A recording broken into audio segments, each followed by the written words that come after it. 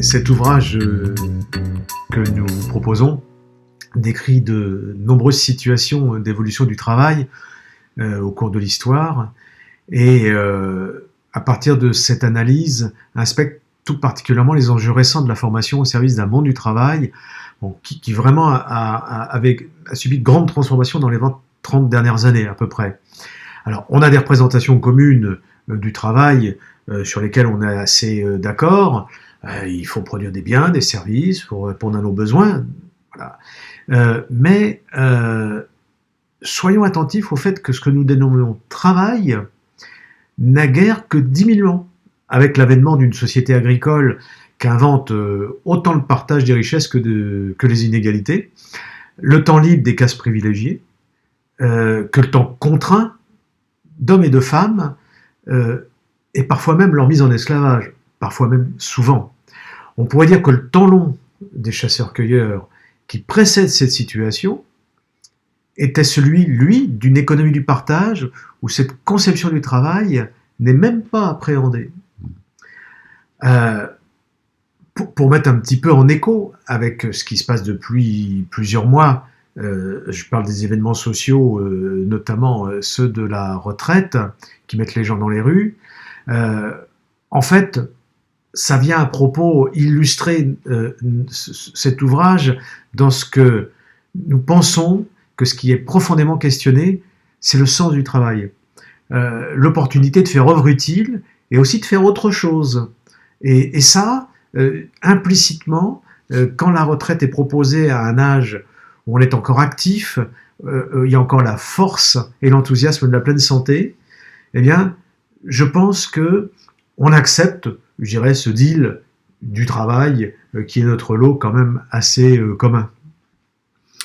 Si on s'intéresse à la formation professionnelle, on peut dire que, par exemple, au budget 2019, celle-ci occupe une place importante parmi les dépenses. Il s'agit de 26 milliards d'euros, 33 milliards si l'on ajoute les dépenses directes des entreprises. C'est donc 10 fois le budget de la culture. Ce n'est pas rien.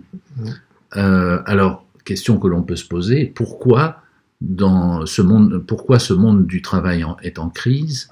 Pourquoi la formation dotée de moyens réels ne semble pas répondre à nos attentes, ou pas suffisamment à nos attentes de réalisation personnelle et collective?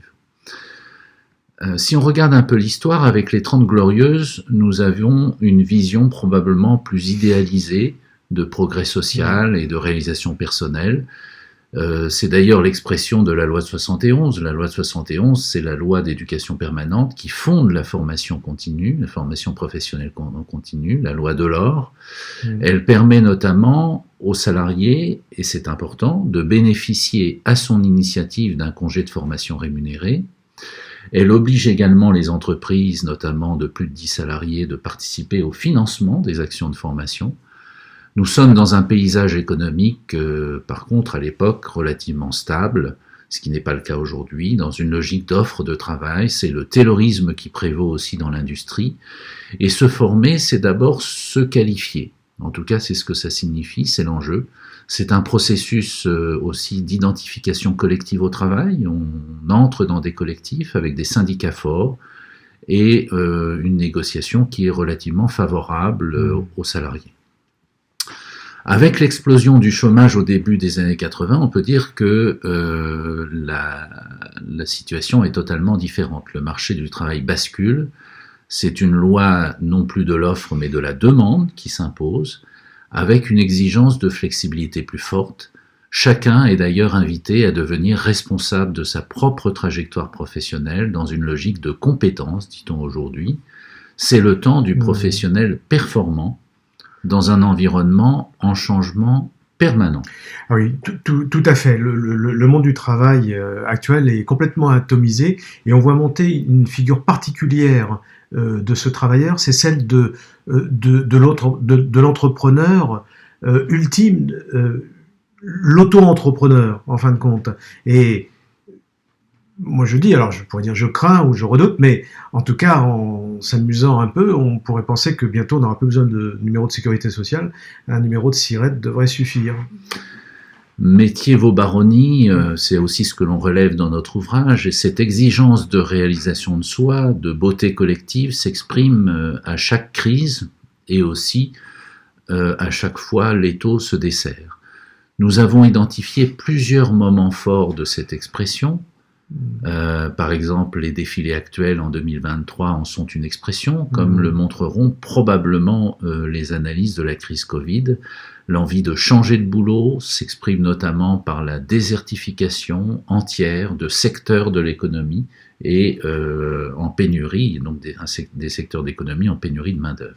Oui, alors on a fait un choix un peu particulier pour montrer qu'il y a des constantes, même si, je dirais, là on est dans une situation ultime, mais dans cet ouvrage, vous trouverez une présentation des conséquences de la Grande Peste qui, entre 1347 et 1350, dans l'Ouest européen, a détruit au moins un quart de la population.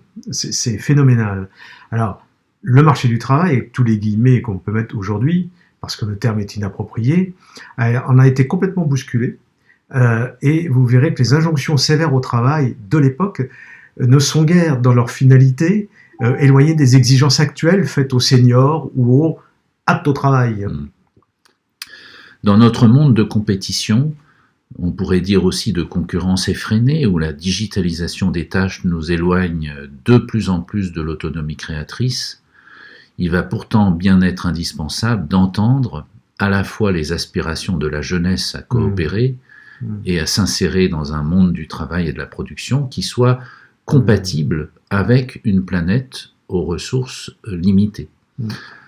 Question, alors, quelle formation? Pourquoi faire?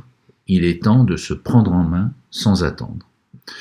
Vous l'aurez compris, ce livre essaie de penser ensemble les évolutions du travail et de la formation, et de montrer qu'une bonne part des priorités en matière de formation répondent d'abord à des enjeux liés au travail, laissant probablement un peu dans l'ombre les enjeux du développement des personnes pour elles-mêmes. Ce livre que l'on a voulu être documenté, s'adresse ainsi à toutes et à tous.